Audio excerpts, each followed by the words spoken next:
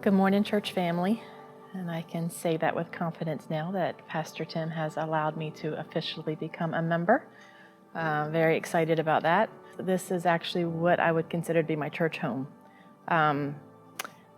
40 plus years ago, I actually was sitting in the back with my dad and my mom and made my first trip to the altar. I was only 4 or 5 at the time, but I remember that was a pivotal moment in the life of my mom, dad, and me. It was the 3 of us. Walked to the altar, and that's when everything began to change. And I spent the next 10 plus years here as a student at Epworth Christian School. My faith began here, and it began when my dad walked us down the aisle. I also remember vividly him walking me down the aisle when I married Warren 27 years ago, and he charged Warren and said that, he expected him to love me as Christ loved the church, and if needed, to lay his life down for me. And I have a feeling most people at that wedding remember that moment. And Warren accepted the challenge and has loved me unconditionally since. My dad, as some of you may know, is a pastor and has been for decades, and he has walked out his faith in action and not just words, in all kinds of ways, whether it's just sharing your faith, building a ramp, just showing up when someone's lonely, countless ways that he has let his faith be in action, and that has spoke volumes to me and has helped me become who I am. I've seen that lived out in the home and outside the home. It has been something that has helped me through trials as an adult, knowing that in my childhood I was taught to rely on God's word for direction, and I can thank my dad for leading our family in that way. My father-in-law, also a minister, has shown our family love in other ways, as I would call him a great man of patience and a committed man. And one of the stories that pops up with him is when he would drive 2 hours from where he was working in Columbia, Maryland, to come watch the kids play Little League, and then he'd turn around and drive back 2 hours. And I always thought, wow, that's huge. He's took out that many hours of his life just to do something which I thought was small, but now that I'm getting older, looking back, sometimes those small things are the big things. And I'm thankful that my father-in-law and my father have both shown that to me. I'm privileged enough to have known my grandfathers. And I have a grandfather who was a Marine drill sergeant. And I always heard stories about how tough he was, Ralph Kaiser. But I saw the softer pop-up side. But there was a pivotal moment, and I want to give him honor by saying that my first encounter with knowing that something spiritual was happening was the night that he died. I remember vividly sitting up and knowing that something had changed.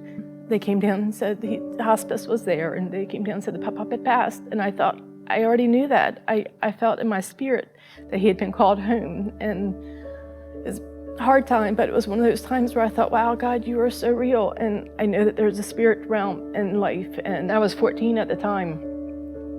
But I remember that vividly. I'm thankful that knowing him and who he was, that at the end of his life, he went to heaven, and I got to experience the reality of knowing that God had called him home.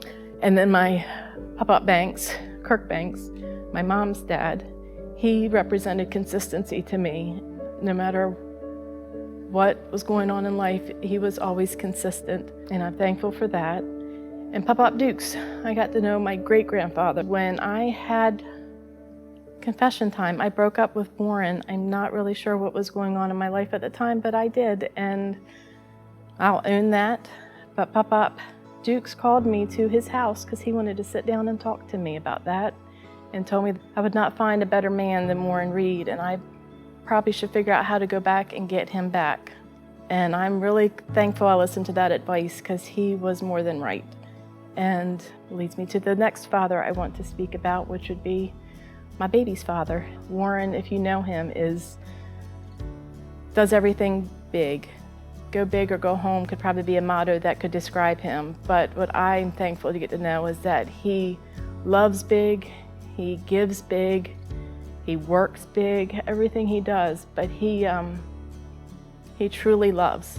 and loves by the way the word says. When he's convicted in his heart of something that he needs to share, he'll do it. I am very thankful for that, because Mariah and Caleb, our son and daughter, have a father that they can be proud to call a role model.